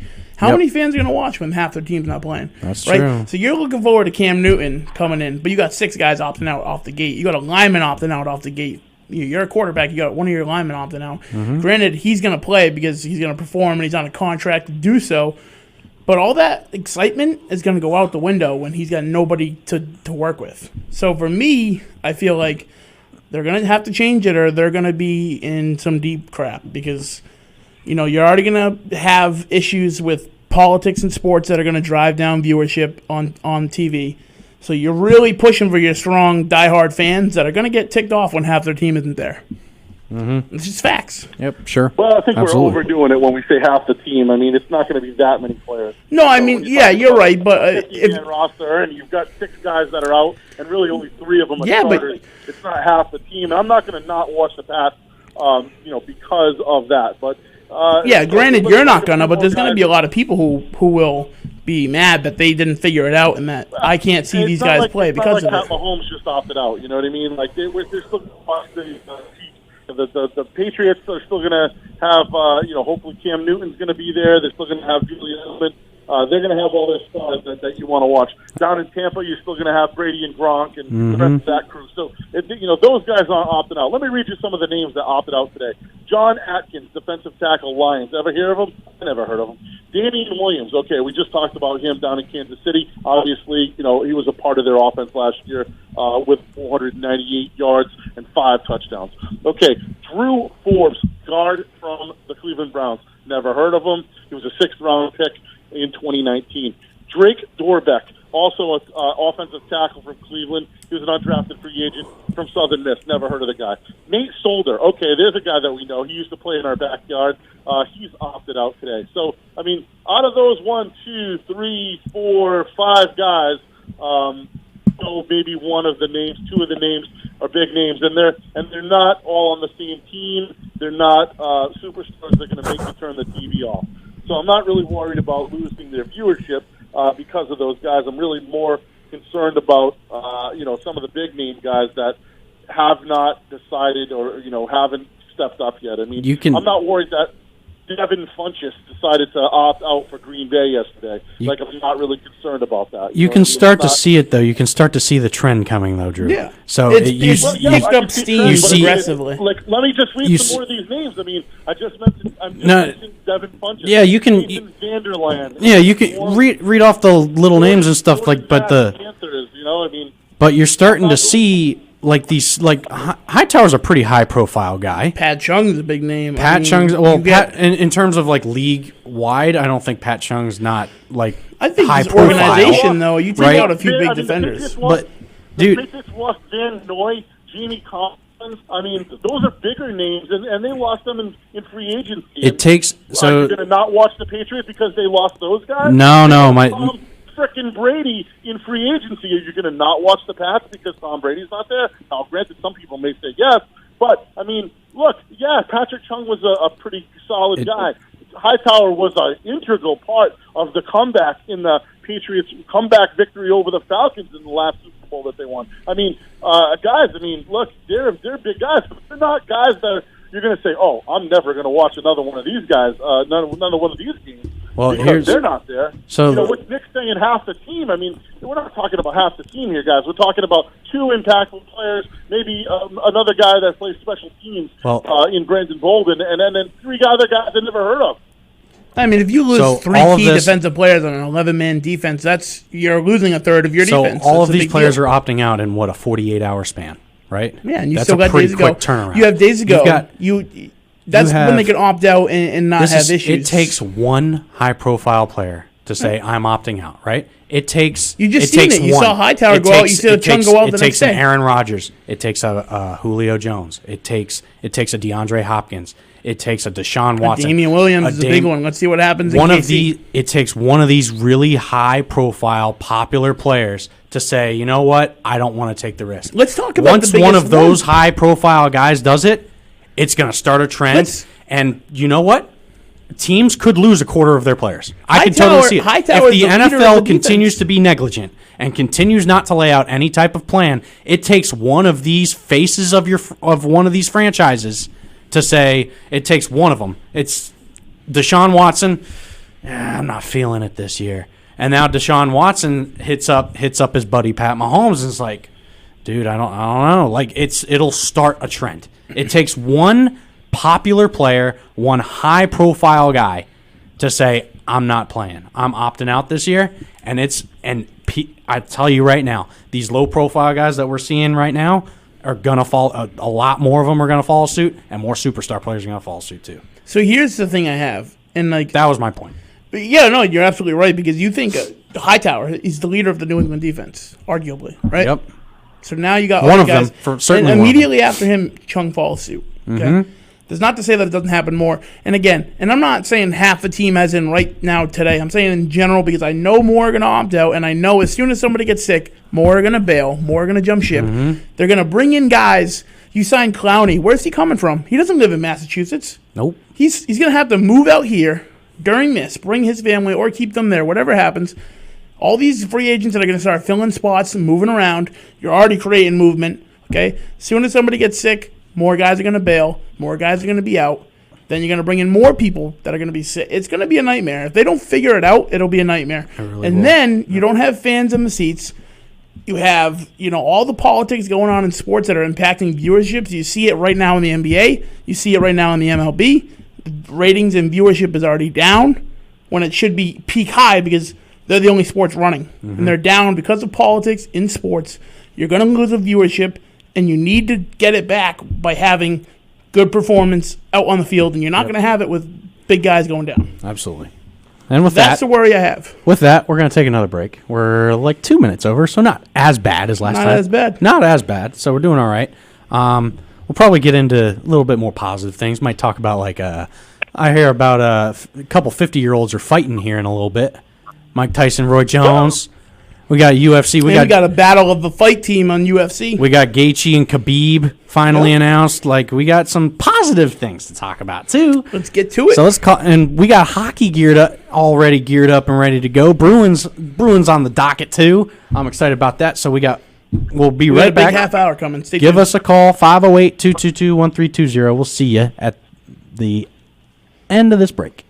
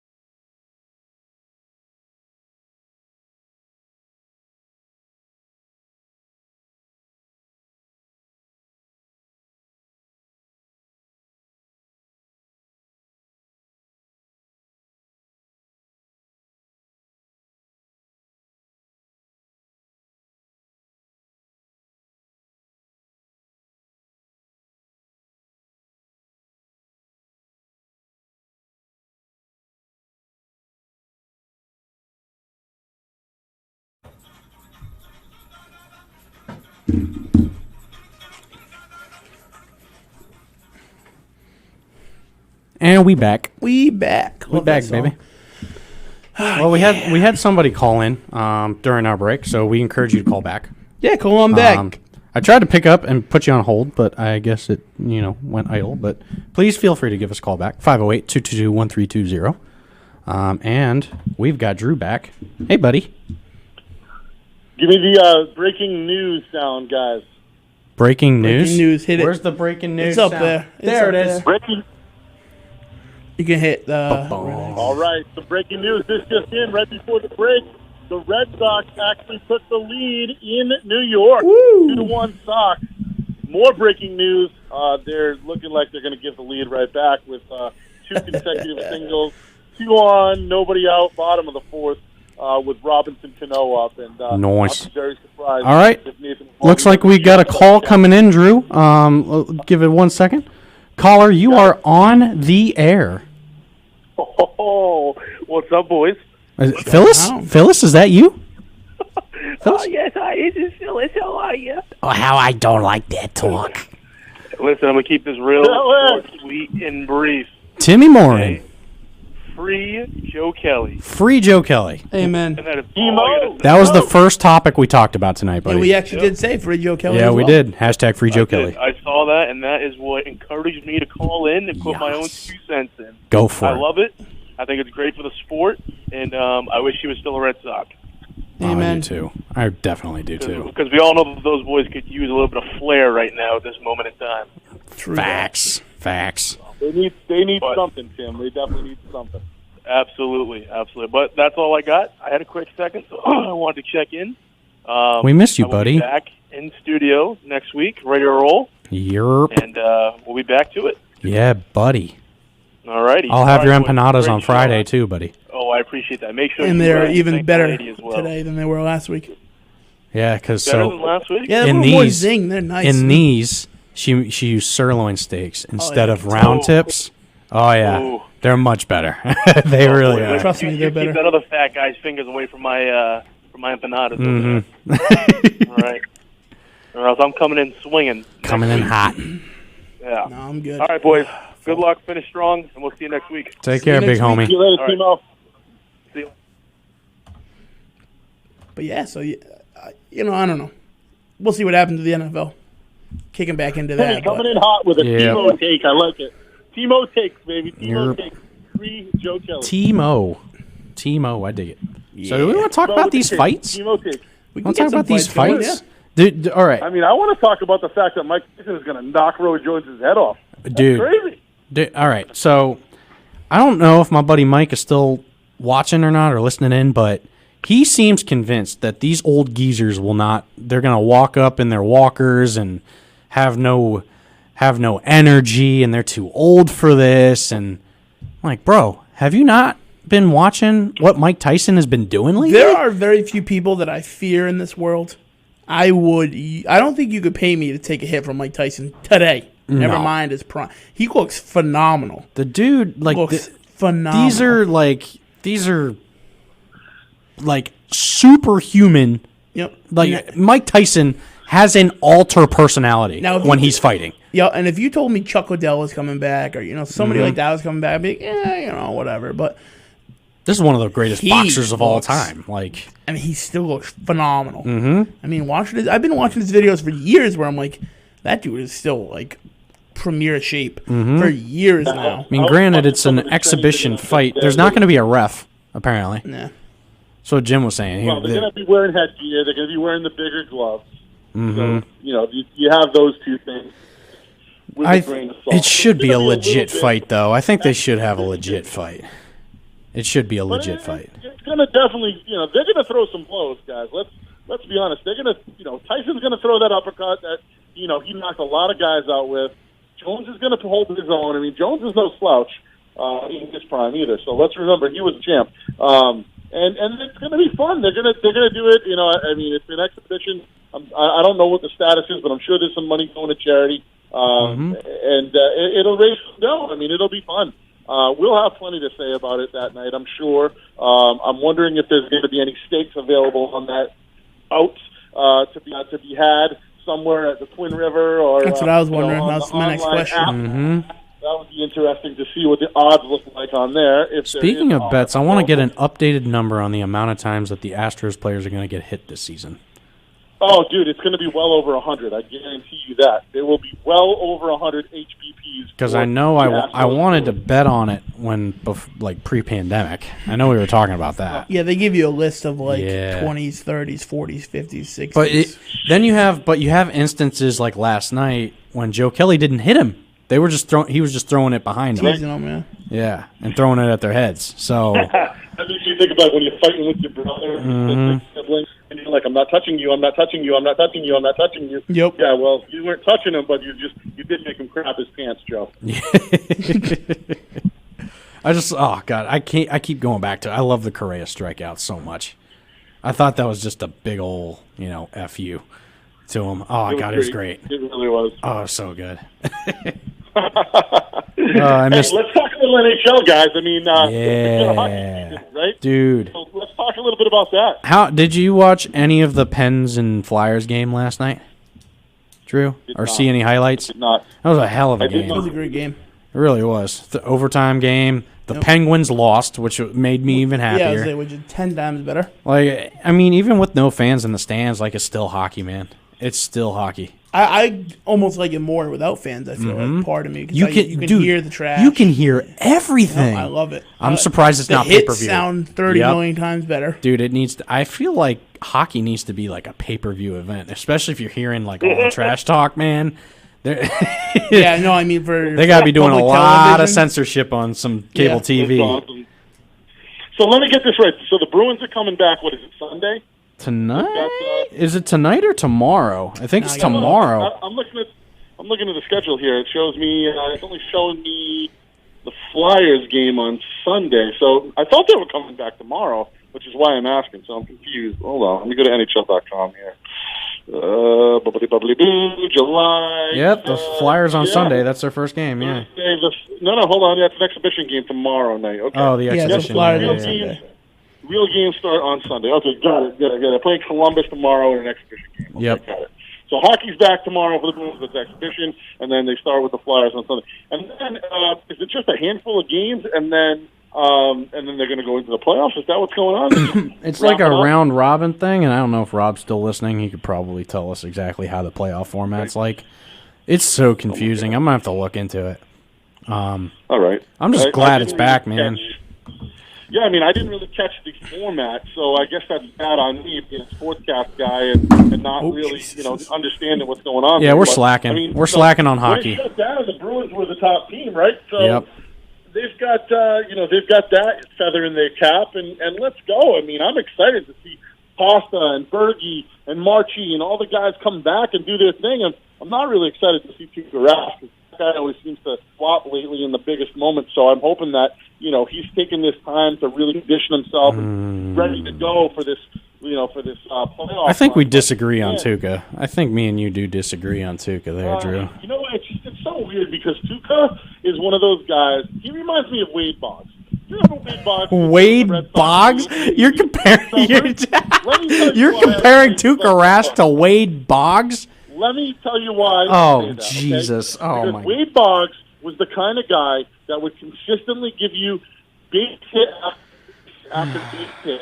He would consistently hit 320, 330, but he would never, ever, in my time Jay with the Red Doddridge. Sox, get a big hit, a clutch hit. He never won you a game with a big hit, a big walk-off, a playoff victory type Tuukka- of a hit. Tuukka was clutch all season last year, all playoffs last year till Game 7. All Until Game playoffs. 7. Until Game 7. It wasn't his fault that they lost Game 7. no. So It was not his fault. Is he not the one that gave up the goal? We're gonna this is gonna get into a big discussion. So we're gonna take a break. You want to take a break? We're gonna take the Before break. we take the break, I just want to lay out the season real quick. How Go. hockey's going to work. Okay. So you have the round robin. The top 4 teams play for the first round seeding, which would be the regular season overtime rules in effect.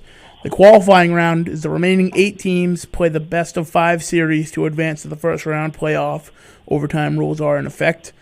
Then you have the first and the second round, which is obviously your seeding bracket, and the series length will be best of 7. Yep. And then you obviously have your conference finals and the Stanley Cup. So right now they're just playing to get seeded. Yep. The top 4 teams that are going to be playing this week to get their seeding. And then after that, you'll have the top 8 playing the best of 5.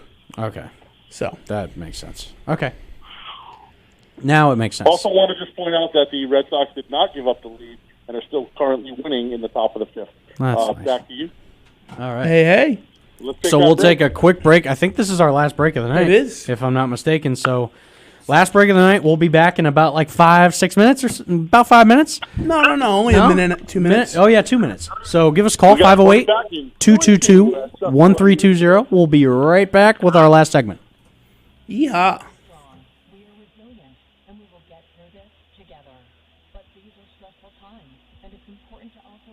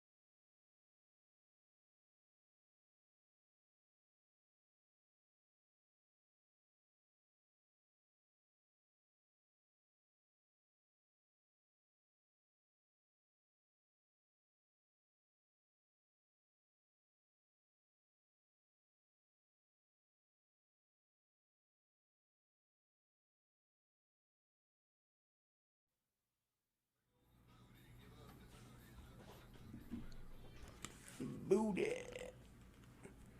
We always got to play that song. Always got to play that That is song. your song, my man. It is our song. It absolutely is. Drew, we got to play Booty. You always have to play Booty Man. It's like a ritual on this show Give now. me the booty, man. Give me the booty, man. All about the That Booty and Man. Tanuk Tanuk Tun. Tanuk. Yeah, that's a good one too. So, I love it. Tuukka Rask probably going to be gonna notch another Vezina trophy under his belt after the season's over.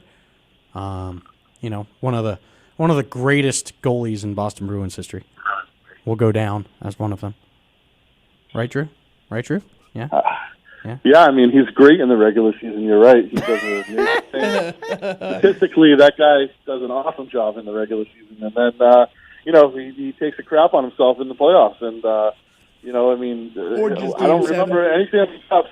I don't remember any Stanley Cups going up under his hands. I don't remember any rings on his fingers. Basically, if it wasn't for Thomas taking over for him when they won in Vancouver, I mean, what the heck? I mean, the guy puts up great stats. He's the Wade Boggs of Boston Bruins. That's all I'll say about that.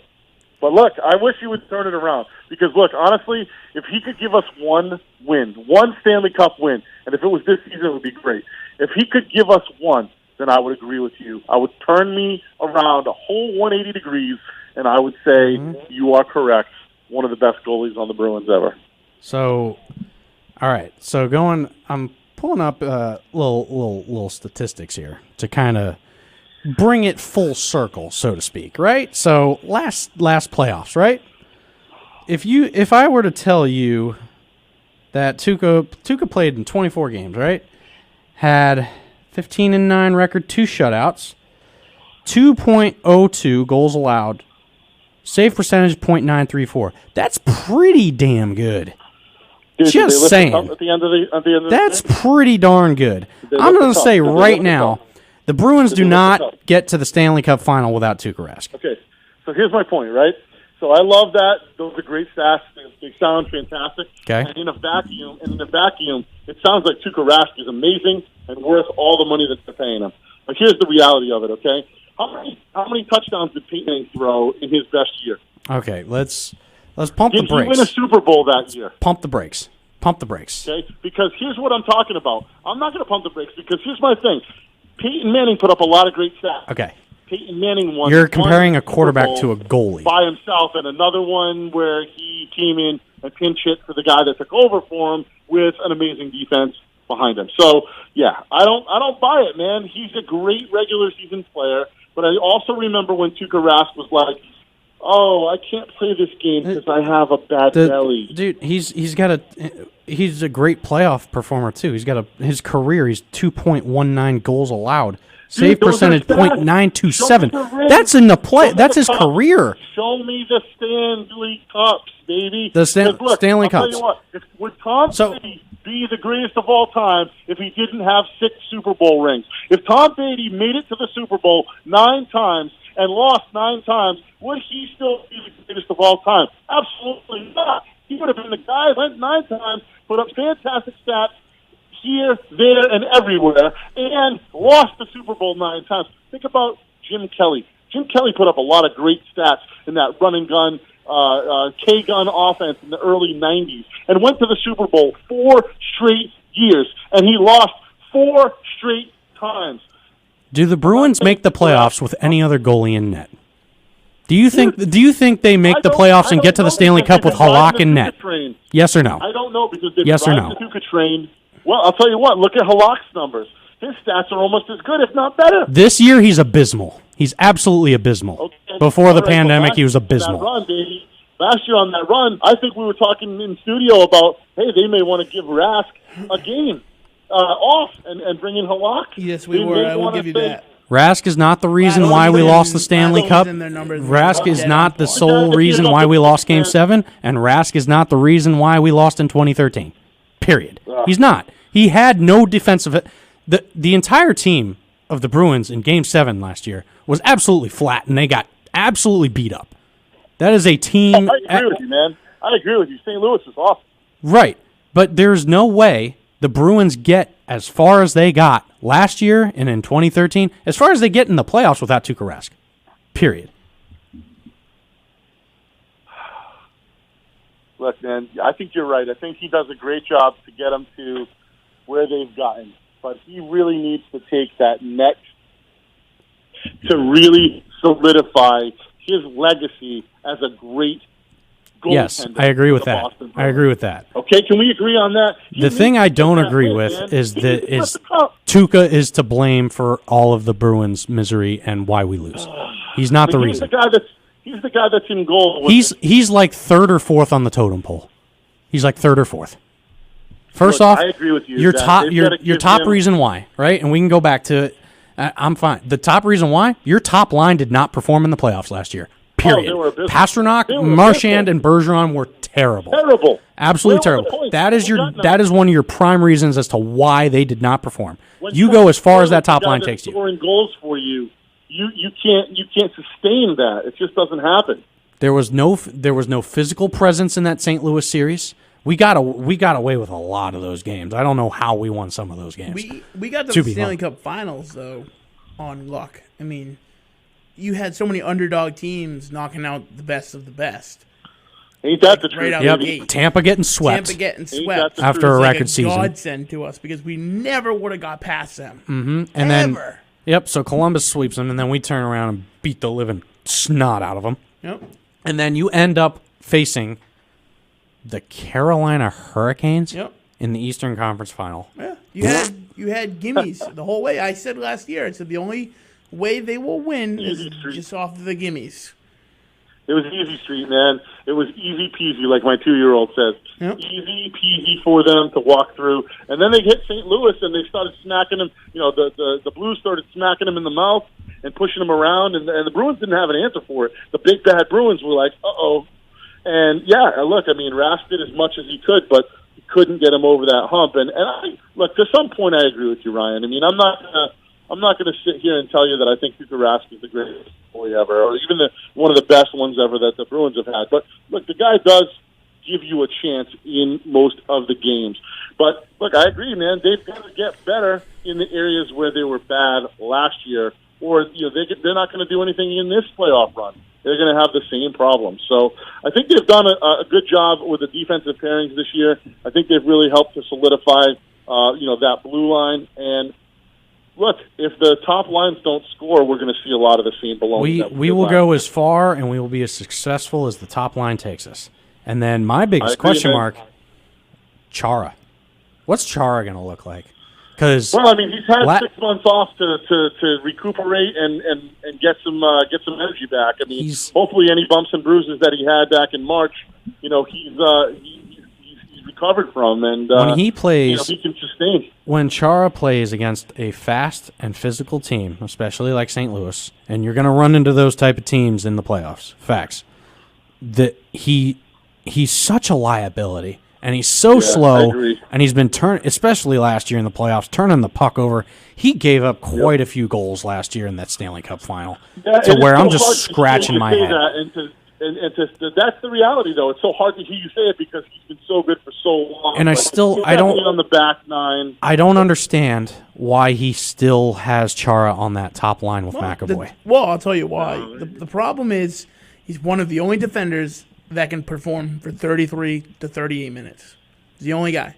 Maybe there's a couple other, but when you bring in these little guys that are no different than a Marchand, I think Krug could fit in that top line pretty well. Extent, Him and McAvoy would be a great pair. McAvoy's such a go-get defender, though. It's like it doesn't work like that, where they burn themselves out and they try to perform offensively on lines that aren't performing offensively, so you rely on offensive defense. So they get burned out. They're the Marchand of that line because they don't have a performing line down at that end. So then you got a guy like Chara that offsets having the 3 front guys you have out there on the first line, and he can go in for 33 minutes to 38 minutes and hopefully clog up a lane. They get too dependent on him because he's the guy that will, I got 5 more in me. Yeah, I got 2 more in me. Yeah, I can go another rotation. A lot of the other guys can't, and that's the issue they get hung up on, and they can't figure out how to phase him out because he's especially in the playoffs, you'll get much shorter shifts. Yeah, they depend on him too much. Yeah, I mean, it's too hard to phase out a guy that you depend on, right? So if Tom Brady, if they needed him to get by, they don't phase him out because they need him to get by. Who gets more of the blame? The top line not performing, or the second, third, and fourth lines not supporting them? The second, third, and fourth, 100%. Yeah. I mean, you can't. As a team, right? Because there's no I in team. There's no 3 guys in a team. You can't, like Drew said, and I'll echo it, you can't sustain that for an entire season. You can't put the team on 3 guys' backs. It just can't happen. Other teams that have done it have had just outstanding performance elsewhere. Any team that has had 3 big guys, like, you look back in like the Hossa days of the Blackhawks, they had other guys around that could perform. Yeah, they did. It wasn't just a few guys.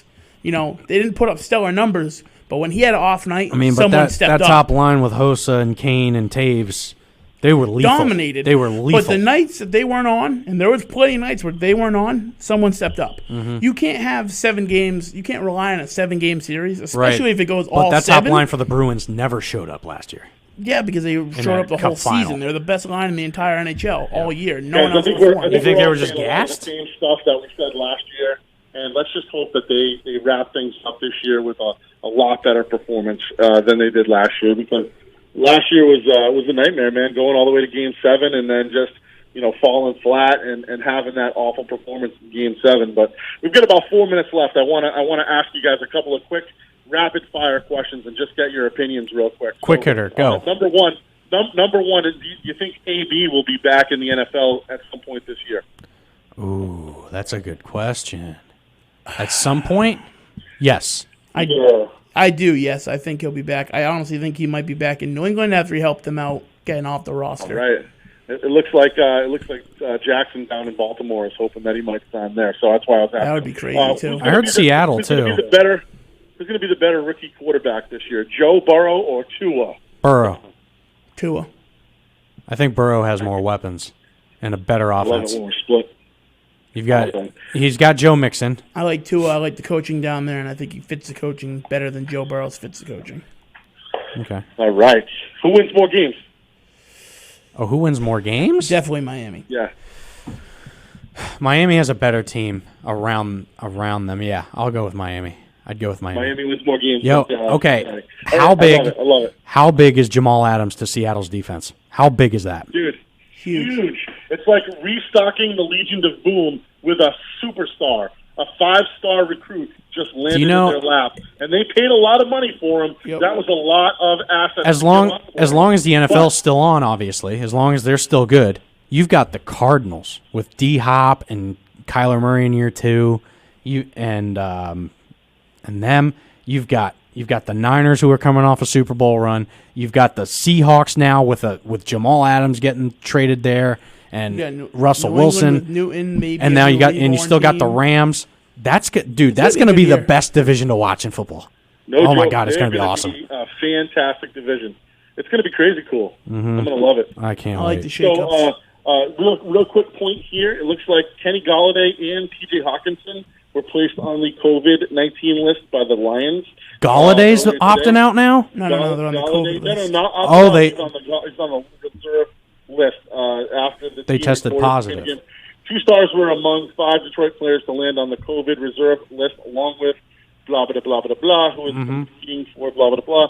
Being on the reserve list does not mean the players have tested positive for coronavirus. It means they either tested positive or have been in close contact with someone who has tested positive. So that's interesting. That's interesting to see. But, yeah, no, they have not opted out, so that's a plus. And I guess we'll see how that affects more people on the lines. That's if more true. opt out, we'll see how that goes. How's any more quick hitters for me, Drew? Huh? I mean, those are all the big ones, man. I mean, I think we hit on a lot of the other stuff that I'm interested in seeing what happens, right? We're going to hopefully see some bubbles pop up for MLB and for the NFL. It looks like college football is going to get geared up and running, too, because the ACC just announced an 11-game schedule for their conference. You know what I want to... Yeah, I was just about to ask you about college football and see what thought. I'll tell you right now, if college football gets canceled, the South might rebel. If college football gets canceled, You can't have that. But I mean, we'll have another uprising, and there'll be Confederate flags flown all over the South. I'll tell you right now, the NCAA. So, as much criticism and as much as I hate the NCAA in general for what they stand for, they're doing a pretty good job with their athletes in terms of keeping them isolated and keeping them in a bubble. I'm seeing a lot of Tennessee football updates of their workouts. They're always wearing masks, even working out, even practicing.